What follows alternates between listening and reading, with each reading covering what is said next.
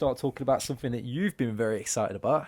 Jim Ross. Oh, yes. A return to commentary. Yeah. It has been announced by Global Force Wrestling. Now, if you aren't familiar with Global Force Wrestling, it has been the promotion that hasn't released a roster, and it's just been grabbing partnerships all over the country. It's managed by Jeff Jarrett. They've been feeding us very small pieces of information. Very, very small. Like, it's signed with AAA, it's signed with New Japan, some European promotions, some UK promotions, some South African promotions, literally global. And it got announced literally yesterday, or it depends when you're watching this. This could be Thursday that you're watching this. So it got released on Tuesday that he's actually becoming the announcer for this particular event. They haven't said if he's signed with New Japan, because it's actually going to be a New Japan event which Global Force is broadcasting in the US. So, and he's going to be doing the US announcing. So it's not said that he's signed with Global Force or he's signed with New Japan as an international commentator. So it's going to be interesting to see where they go after it. I think they're going to take... There's no reason why they shouldn't take him on as a full-time announcer. The advert was a very clever... I encourage everybody... Like, we're studying... Like, both of us, we're both studying television and, like... television production. Yeah, television basically production. The way TV's made and why. Yeah, and if you break down that trailer, there's a lot of, like... buzzwords that are like... And certain phrases and sentences that JR says that are designed specifically to get the internet talking. Yeah. Because a casual fan would hear Jim Ross, I recognise that voice or something, but what he is saying... I mean, we pointed this out earlier. He's saying things in the trailer such as, this is professional wrestling. Yeah, you won't get this professional wrestling anywhere else. And he kept saying professional wrestling because it's the one thing that... I was watching Raw the other day and I was like, fuck, stop talking. Like, somebody do something. And it was like, this is professional wrestling. You won't see anything like this. And for a WWE guy, I mean... He was a pretty big WWE guy. To start saying that, it's just like... What else did he say? Something like, I wouldn't miss this for the world. Yeah, I wouldn't miss this for the world. So it's kind of got JR's. And JR, if you look on his blog, he's always talking about... And for what reason, to casual fans, for what reason would they get JR to say that? Because that would be meaningless for them. It'd be, the wrestling's that good, is it? That you wouldn't want to miss it. But to the internet, it's, what about WrestleMania? Yeah.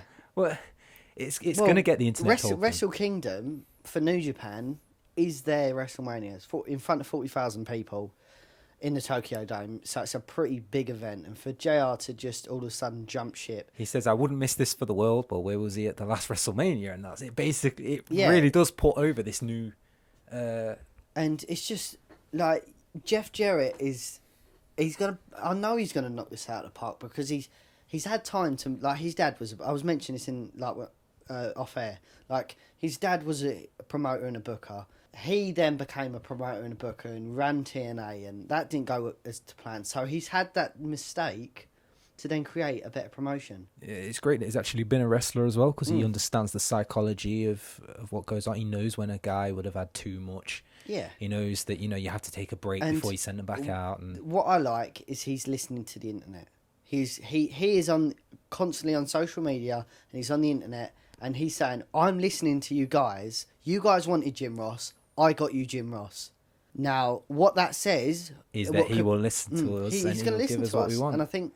So who's next? Yeah, who... CM Punk, maybe? Yeah, we'll see. I don't think it's going to be CM Punk. Even if he joins Jim Ross as a heel commentator or something, that would be incredible. Those 2010 years, like, I didn't watch WWE in 2010, but when I was watching CM Punk on YouTube talking... in commentary, imagine him and JR spitting with each other. It'd be amazing. It would be gold.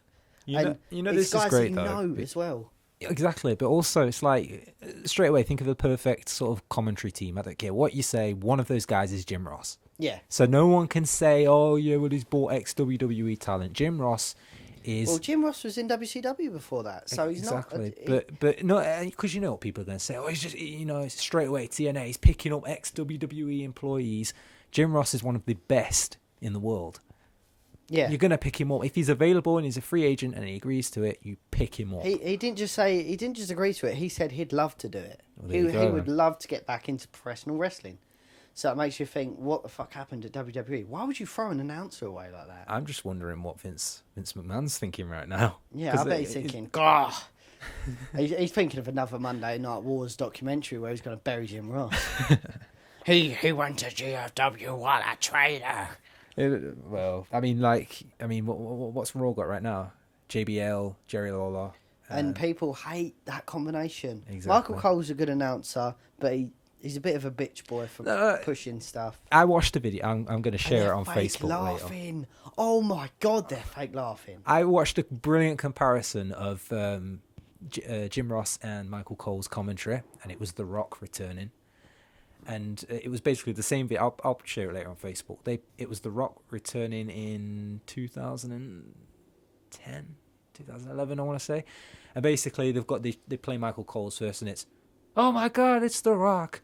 I've got goosebumps. And it's like, oh, okay, that was pretty cool. But yeah, he doesn't sell emotion, yeah. No, but then you've got Jim Ross, and it's, what? Oh my God, it's The Rock. It's the great one. Oh. And, you've got Jerry Lawler going, calm down, JR. It's proper sold well. When he used to do it, he did the Kane Returns. That's my favourite Jim Ross, where it's like, I've just had an out-of-body experience. where it's like, I didn't do nothing, Stephanie. And it's like, oh my God, that's Kane. And oh my God. He proper sells it well. And I think that a lot of people don't understand New Japan, and he's going to be like a perfect person to sit down, explain to you who the good guys are, explain to you who the bad guys are. He is the Morgan Freeman of wrestling. Yeah. If he can pop up at any point and explain what's going on, you're hooked. Yeah. And he's going to, this Tanahashi's a really good wrestler, and, he's working as a heel. Well, he won't say that, obviously, but, he is a champion, and he's hated by the fans and all that. I'm just throwing out of the park. Tanahashi is not necessarily a heel, but it's going to be interesting to see what happens, because it's Bullet Club there, and they're clearly going to be GFW. They're going to be pushed by GFW.